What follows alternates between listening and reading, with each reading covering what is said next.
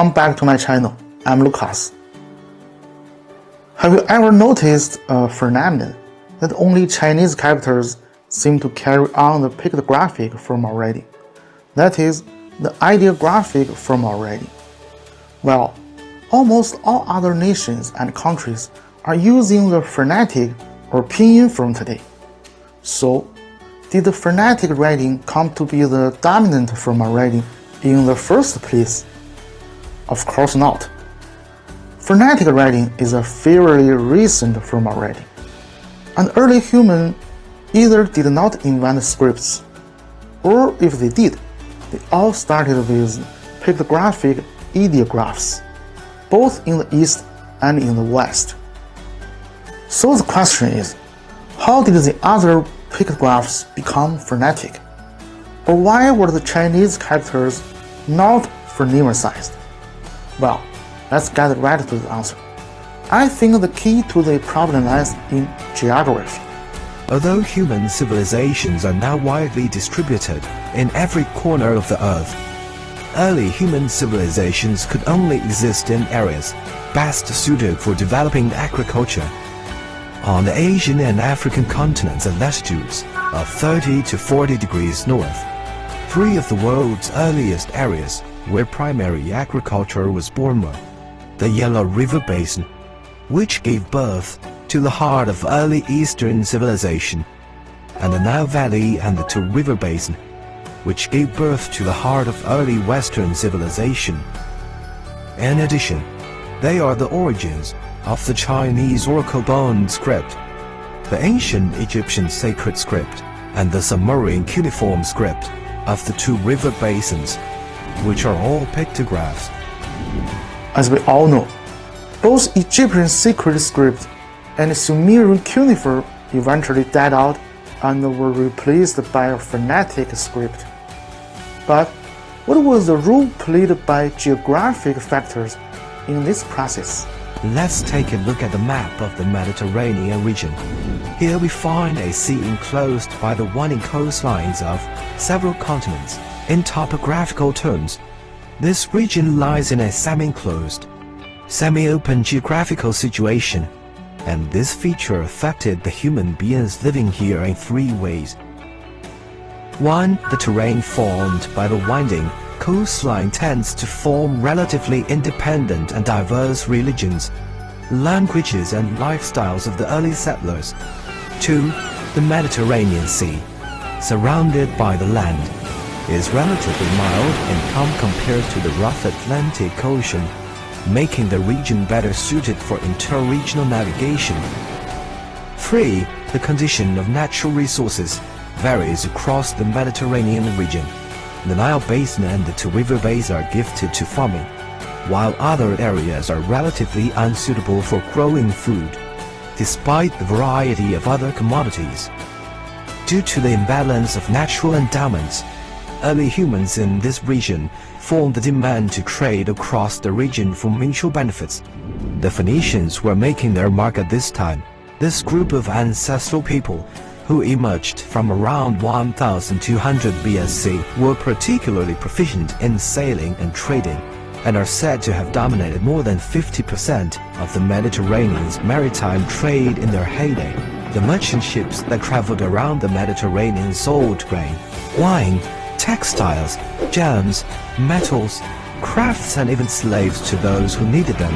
The Phoenicians profited so greatly that allowed the people to prosper for centuries. But the frequent trading brought a problem. How to efficiently communicate with people who lived in different regions and spoke different languages? The smart Phoenicians found a solution in their time and practice.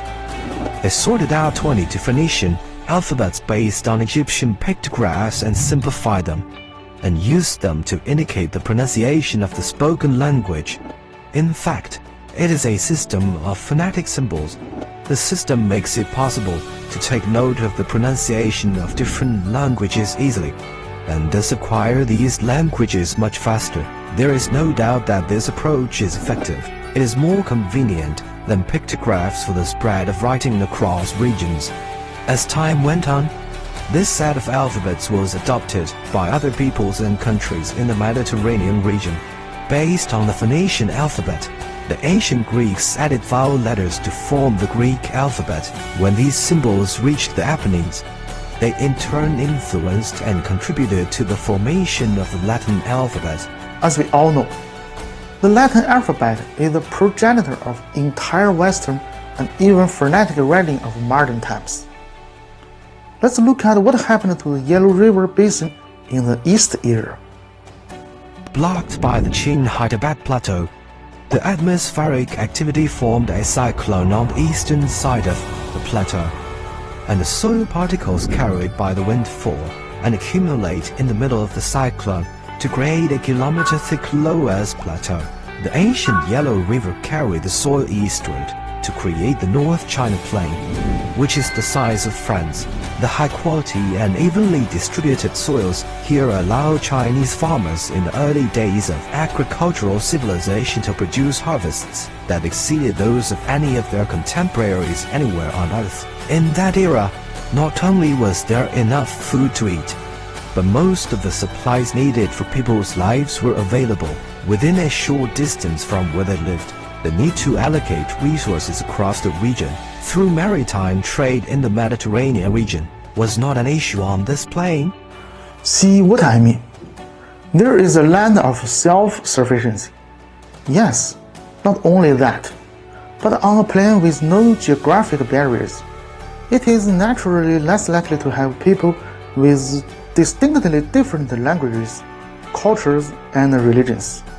Indeed, it could be said that the same group of people live in this plain, and they are the ancestors of the Han people. That's quite important. But there's more to it. If we zoom out further, we find that the North China Plain is surrounded by the vast Pacific Ocean, stretches of mountains, the rainless Mongolian Plateau, the freezing Siberia, the inaccessible Gobi, deserts, the Qin-Hyderabad Plateau and the Handuan Mountains surrounded by these terrains, which were natural barriers to the ancients. The North China Plain became a relatively closed area, allowing the early inhabitants to avoid communications, wars and conquests on a large scale with other civilizations, the economic self-sufficiency, the relatively homogeneous cultural composition and the close geographical condition served as a cradle for the early pictographic words. Oracle in ancient China.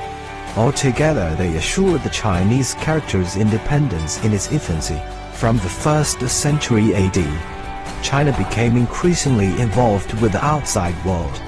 Yet by this time, China's civilization and culture were already highly developed, while many of the neighboring peoples or countries were lagging. Some of them not yet developed their written characters. Almost 2,000 years later, two situations occurred. 1. Countries like Korea, Japan, and Vietnam in East Asia directly adopted Chinese characters as their written characters.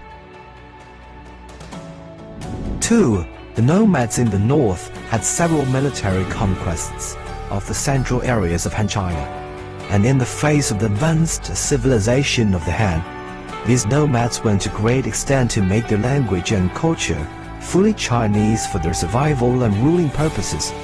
Needless to say, Chinese characters naturally became their written script.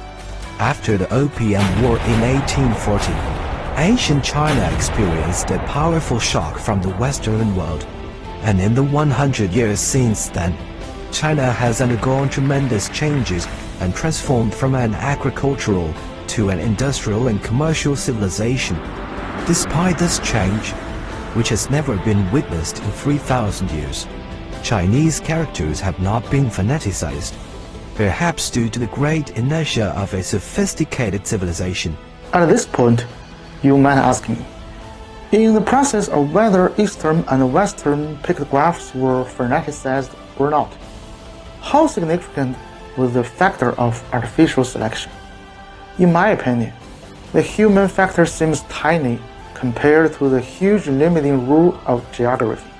My view is that geography determined the means of survival and production. which in turn narrowed the development path of early human civilization and culture, including the trajectory of writing. On this issue, I'm in favor of geographic determinism. Well, now that the Chinese took a unique path in the way they write, what happened in the following evolution of pictographs? Let's get to it in the next episode.